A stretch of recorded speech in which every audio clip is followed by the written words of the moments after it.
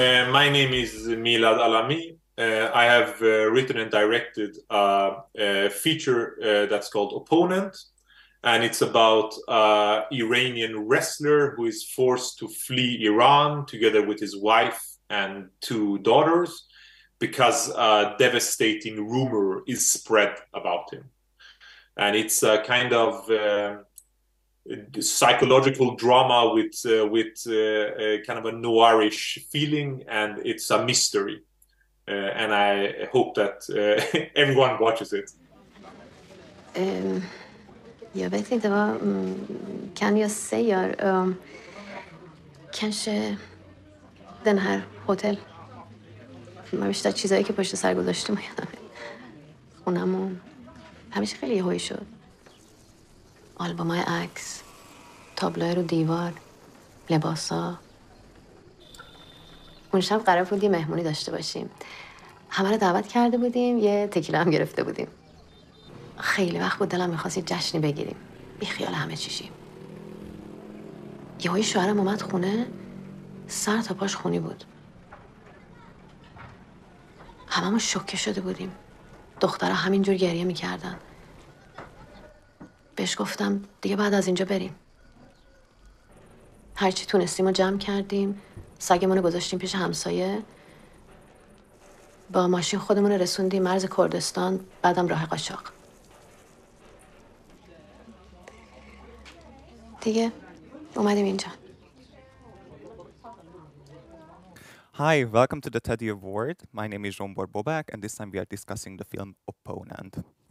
Hi, Milad. Welcome to the Teddy. Welcome to the Berlinale. We are very happy to have you here with us today. Let's talk about the film. Can you maybe start with what was your point of departure for developing this movie? Thank you for having me. I think that I wrote the screenplay kind of around the same time I was finishing my first feature. And the first feature has some themes that is kind of like in this as well. And it's about masculinity, sexuality, and violence. And these themes were kind of present in me while I was doing the last film. And I felt that I wanted to do something where they were much more kind of immediate, you know? So it was kind of, you know, it was a story that I had in me for years, but I just wanted kind of the opportunity to write it. And when I made the first film, I felt, okay, now it's the time, because this film was kind of bigger, it was more complicated, and the starting point was really, you know, this story of this man with these themes were kind of the beginning. And it was also when I finished my last film, I really wanted to do something in a completely different environment. You know, my first film was like in a big city place, and I wanted to do something in Sweden, in the north of Sweden, where I grew up, and all of these things, you know. So. Yeah, well, then let's talk about this environment where you shoot. A very large part of the film takes place in refugee centers, in refugee homes. What sort of research did you do into this, and did you incorporate any actual stories from people that you might have met through this journey? Well, it's really interesting because, you know, I myself, I'm born in Iran. I moved to Sweden when I was 6 years old, and the refugee center that I myself came to was in this area in the north Sweden, the northeast of Sweden. Yeah. So that kind of environment and that world was very easy for me to access. I knew exactly that I wanted this kind of hotel that was built to a refugee center. But, you know, it was different because when I came, it was many years ago. And so I had to do some research. So I met with a lot of people who were living in refugee centers and talked to them. And also when we were shooting the film, all of the extras that you see are real refugees. So I wanted to kind of create as real, you know, feeling of this environment as I could. And it was really, you know, beautiful having people there who could connect to it much more kind of immediate than I could, because for me it's been many years, you know, I remember everything, but still you know, it's been some years. I speak the language fluently. Well, I met like some of the people, you know, their stories, they've been in Sweden for 2 months. So a lot of the things I was very much inspired. And it was also interesting because, you know, it was a film set and it was film scenes, but they told me that it was like this in reality, this feeling of waiting and seeing what happens, moving around, this kind of sense that you're waiting for your life to begin, but it never really begins, you know. And that was very strong for me. And, you know, all these really crazy things happened when we were shooting. Like one day we were filming one of the big scenes when one of the characters plays the piano. And then suddenly a person from the crew came and told me, like, there's a woman here who's an old teacher, and she says that she met you when you came to Sweden. And I was like, what? This is such a weird... Really? So this woman who was like a Swedish teacher had met me as when I was 6 years old, when I came to Sweden, and she'd heard of the project. So she went to the shooting. So it was suddenly I was standing there talking to a person who remembered me as a refugee while I'm directing other people. So it was just such a weird, you know, coincidence. It was almost like a meta filmmaking, you know. Yeah, absolutely. But then did you also channel some of your own experiences into the film? Yes, you know, it was because I was a child when we came. I remember kind of this feeling of, at one side, a lot of fun, you know, being with other kids, playing, you know, all of these things. As a child, you try to, you know, you don't really think, at least I didn't, a lot about like all the difficult things. You try to play, you try to find something fun. And that was why it was important for me that we have kids in the film, and the kids are just playing. They're not as affected by the reality as the adults are. And the second thing I remember, and that was why I wanted to shoot it in the north of Sweden, is like this kind of uneasy feeling about the environment. It was like cold, it was really dark. You could hear all these noises. I remember I was afraid. I had like these nightmares with wolves and animals and all of these things. So those are the things I also wanted to put in the film. So a lot of, with like the refugee part of it is stuff that was kind of very personal for me. Yeah. Yeah, interesting. The film follows Iman, and we kind of see events through his perspective in the film. So I was wondering, how did you find Peyman as the actor to play this very important role in the film? Well, it was it was like I really wanted. Of course, I knew of Peyman beforehand because he's, you know, he's a very kind of known Iranian actor. I've seen him in a lot of films that were actually in the Berlinale, like A Separation, all of these things. So I knew that this was a actor who was very, very good, and also was a person who both the younger generation of Iranians, but also the older generation of Iranians knew of. And he was also kind of a person who was known outside of Iran. And I wanted this type of person for this character. But it was really the casting director. I worked with like 2 casting directors, but the person who found was actually Zar Ebrahimi, who was the main actor in Holy Spider. Oh yeah. You know, she was the casting director for this before she made Holy Spider, or at the same time.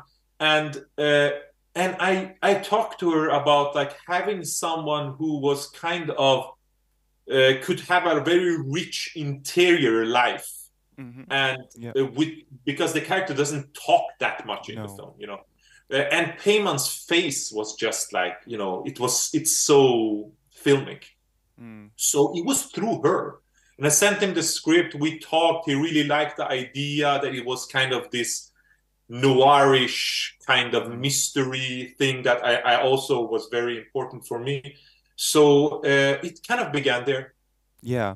Yeah, well, the catalyst of the film is basically a rumor, which then sweeps throughout the entire movie, and we never get completely reassured about where the truth lies, and it kind of the whole film brings into question this whole notion of what truth is, and how that can be constructed or anything like that. Um, in an interesting way that also relates to the political regime in Iran, and how rumors such as the one in the film can be weaponized against people. Can you talk a bit about this aspect?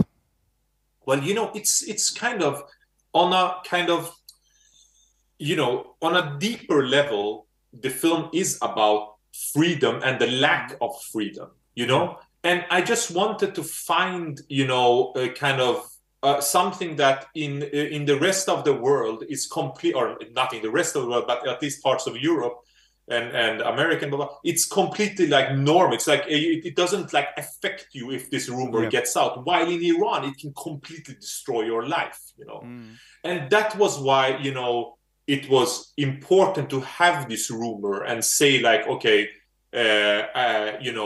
I don't want to go into details because I want people to see it, but like this thing can really destroy someone, which is something that is completely harmless. So, I knew, for me, it's kind of this whole theme of freedom and the kind of lack of freedom and what it does to a human being, and how kind of the Iranian regime or regimes like Iran, who are a dictatorship, can kind of really destroy you when you're not allowed to do whatever you want and like basic human needs. So it kind of grew out of that. I wanted, as I told you like earlier, I wanted this film to be much more direct. I wanted it to be like, when you see it, I want you to feel how it is to grow up in a society like Iran, for example, where you're not allowed to do certain things. And then suddenly, like this thing happened that completely changes your life. But in the film, you kind of realize that this rumor is something that's not at all harmful, But for this character in that environment, it completely changed things. So I was really, I wanted it to be much more direct than what I've done earlier. Yeah, but then it was also interesting to see that, of course, because of this rumor, Iman, the main character, and his family, they are leaving Iran. They are arriving to Sweden, and they are waiting, as you also said, to settle there, to be able to start a new life in Sweden. But then they are kind of trapped in this in between land, which is kind of nothingness, basically, where they are completely unable, and it's totally impossible to lay any kind of roots or to start anything new, really, because it's a complete state of displacement, basically. So then it was an interesting contrast between, okay, there is a very oppressive regime in Iran that, because of a rumor that, as you say, it could be in a different context completely harmless. Now I have to leave because of that. But then where I'm going and where this rumor would have been probably completely harmless, like I also can't enter that and I can't access that. So then there is this interesting interplay between these two systems, and we see a lot of these situations in the film with the refugees, which are completely dehumanizing. Can you talk a bit about how you approached this very specific contrast between these two worlds in the film? It's a very good question. For me, it was like that was kind of the point of that thing, because it's kind of like, imagine you lived in a place your entire life where you're not allowed to do certain things, Yeah. and then you suddenly you are accessed complete freedom. You can do whatever you want. Stuff that isn't allowed or is looked down upon or is straight up, can kill you in your past life. Then how easy is it to access that? And I think it's very difficult, because it changes. Like, if you live in a society where there's some stuff you're not allowed to do, it changes your human behavior. And that was why it was like I think it was very interesting, like the character of Thomas and the world that he represents, this guy who's like open with everything, is, drinks alcohol, does all of these things that you're not allowed, is sexually completely open, and then like the main character is confronted with this kind of freedom, and he has extremely difficulty, kind of maneuvering in this world. That was kind of the point for me with the film, to be honest, like going deeper in the question of, how, because we talk a lot about, like, the refugees, and like I also heard this when you move to a new country, it's like, oh, now you have left what you the war or whatever that you left behind you. Now you're free. You're like living in a democratic society. But the thing that is that it's like on a deeper level, it is that it's actually quite difficult for some people to access that freedom, because it's like you have to fight with yourself. You have to overcome some certain rules that are put upon you from societies like Iran or other regimes, So I was very much interested in this contrast. I think it was like one of the scenes I really enjoyed is the scene when like Iman is at this party and he just starts to dance, and you can see that he forgets about everything. Like he's just like having fun. And you as an audience, you're like really like, okay, this is what he deserves. He should forget about all that thing. But at the same time, it just catches up to him all the time, And this complexity of this rumor and this background and all the thing, it just comes closer and closer, and it affects different parts of him, like his old friends, like, or his family, his wife, and it's all of these things. So this contrast between these two worlds, kind of the Iranian world and all that it represents, and the Swedish northern Swedish world that with all it represents, that's like a freedom of you can say whatever you want, you can kiss whoever you want, all these things. And it kind of, I think it was such an interesting thing to have a character who's a kind of a working class wrestler from Iran put into these situations. It was I think a lot of the intensity and kind of the complexity of the character comes from those situations. Yeah, absolutely. What was also intriguing, because now we talk a lot about freedom and how the characters try to navigate or try to grasp freedom even in the film, that it really seemed like that, particularly between Iman and Mariam, the wife, that they have very different notions of what freedom is and what freedom could or should entail, which really defined their dynamic in the film as well. Can you talk a bit about this? I think that it's kind of, it was important for me that like there's one scene in the film where you kind of get a clue of how they fled from Iran. And it was important for me that it was Mariam who said, let's leave. Because I think that these are two people who know kind of what is happening. They know that there is something here that is kind of unspeakable for them, and this freedom is kind of very different for them. I think that for Mariam, it is like to leave everything and start over, come to this place, leave everything behind. Maybe the stuff that has happened here won't follow us there. While for, I think, Iman, it's a kind of more inner freedom, like fighting with himself, this kind of freedom of say whatever I want, do whatever I want. So these two things, I think, was super interesting to work with. And I think that for Mariam, you know, she was a kind of, Mariam was a character that I've seen, you know, the actress Maral Nassiri, who plays Mariam, told me such an interesting thing that I completely agree that this is a woman you've seen all your life. You know, I've seen her in different ways all my life, like a woman who has given up her dreams to take care of the kids and stay home, basically, you know. And like the only thing she has is her family, you know. And then when suddenly that is threatened to be taken from her, then she loses kind of her meaning in a way. And this kind of, you know, talking about what freedom is and the lack of freedom, I think that for Mariam, it's kind of, if she doesn't have this, if she doesn't have him or the kids, then what does she have, you know? Yeah. And as you see in the film, like she changes and becomes much more kind of independent.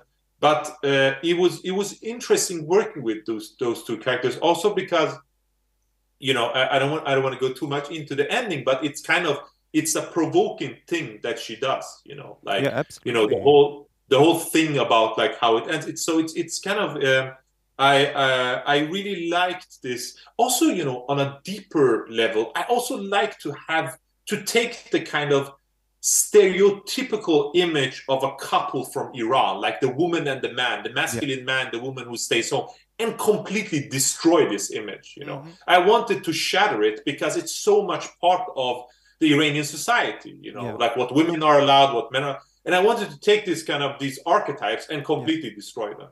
Yeah, let's talk about masculinity in the film, because as you said, that was one of the main themes that was running through, and I thought it was also very expressive how the camera kind of lingered on male bodies. What was your approach to this, and how would you link this to this overarching theme of masculinity?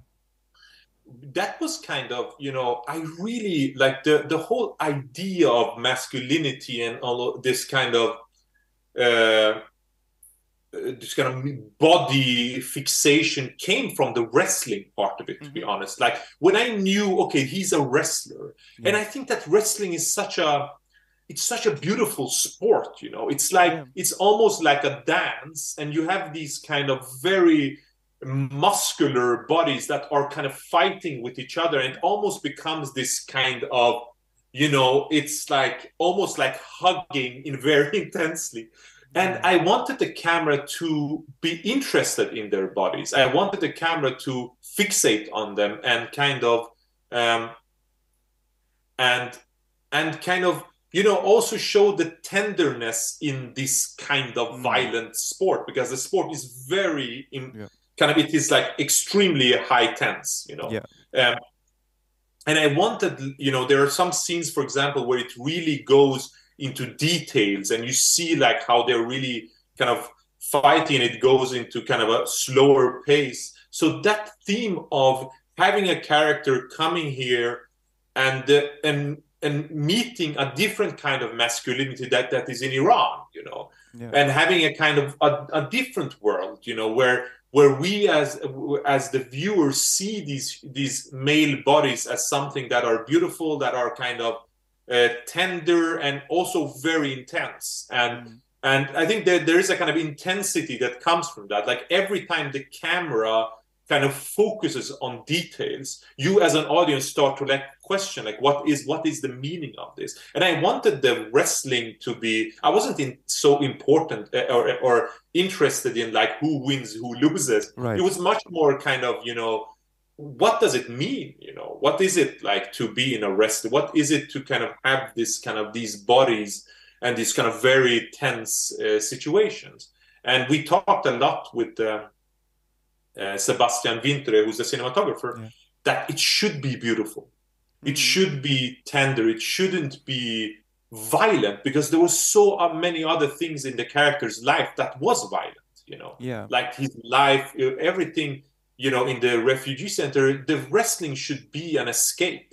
Yeah, but it was also interesting in that sense that there is kind of this preconceived image that wrestling is this hyper masculine sport, and there are like all these like tough guys doing it. But then, exactly as you said, it was portrayed in such a tender way that it also kind of challenged this idea, or like it almost debunked this myth of masculinity that is very often attached to these contact sports like wrestling. Exactly.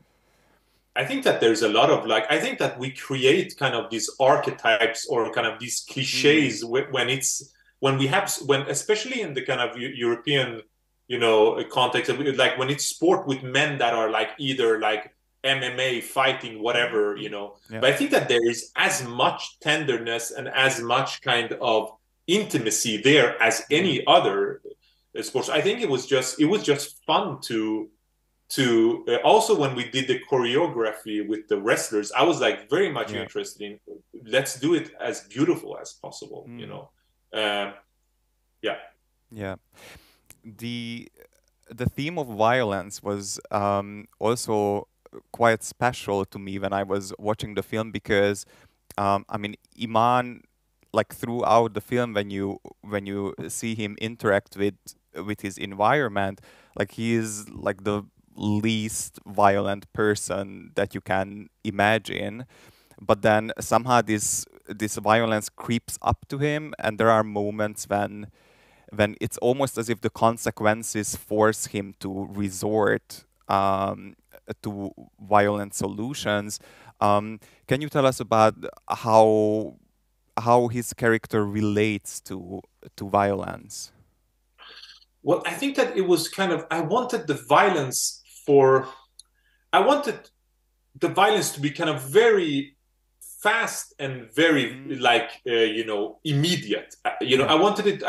Because it was like I didn't want to create this kind of cliche with like wrestler guys are also very violent. You know, I wanted the violence. For example, the first scene, like it's pure desperation. Like this guy is like, you know, he's pure desperate of being caught in this thing when, like, you know, someone's after him and he's in deep kind of, you know, trouble, and the violence just comes from that, you know. While I think the other kind of scenes where it's violent, it's from the other kind of there's this Iranian character who, but I wanted the violent to be kind of uneasy and very kind of like in your face, you know, because it's not. I didn't want to kind of dwell too much in it, you know. I wanted it to come from out of pure desperation. Also, this guy, you know, there's this scene when someone beats him up, like someone beat, and this guy is also like, the reason he beats him up is also like much more intimate than like, I want to kill you, you know. So I just wanted these contrasts to be there all the time, you know. But it's I think violence is such when it's used right in a film, it can be very interesting, because it's like making, you know, sex scenes. It's not just about intercourse. It's not just about like people fighting. It's why they do it, how do they do it, how long do they do it, why is he like beating his face, why, like I think these things are very interesting working, especially with this. Yeah, absolutely, very very fascinating. I would like to ask that, I mean, in the context of the recent events in Iran, now premiering this film, that also adds a very strong sense of urgency to it, and it also like gives a whole different layer to the film. How do you feel about this? What are your expectations about that? What does that mean to you in general? You know, it means it's like means everything to me, basically, because it's like, you know, when we were making the film, it was before all of this happened. So now when you make a film about freedom now and the lack of freedom, while everything is happening in Iran, where, like, you know, basically kind of the Iranian regime has held like the population hostage for like 3 generations, and suddenly people are actually trying to fight back and want to have want to be able to have a democracy with all that entails. I think that the film has a different meaning now.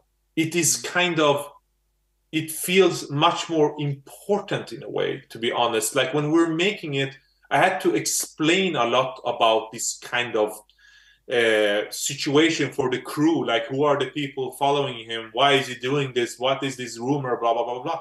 But now suddenly, like the whole world is seeing, like people are out on the streets, like 14-year-old girls and boys are out fighting for their freedom. So I think that the film has become such a, it will be seen much more provocative by kind of the Iranian regime, I think, than it was before.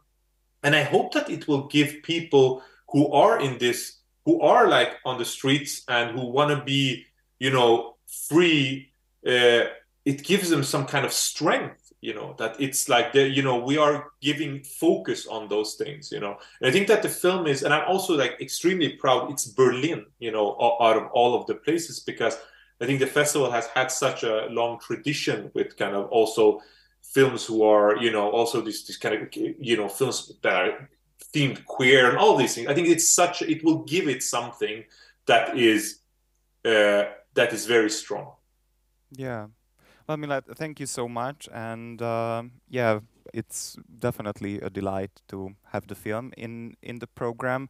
Yeah, we are very much looking forward to the premiere, and I wish you all the best for these few days at the Berlinale. Thank you so much. Thank you. Thank you.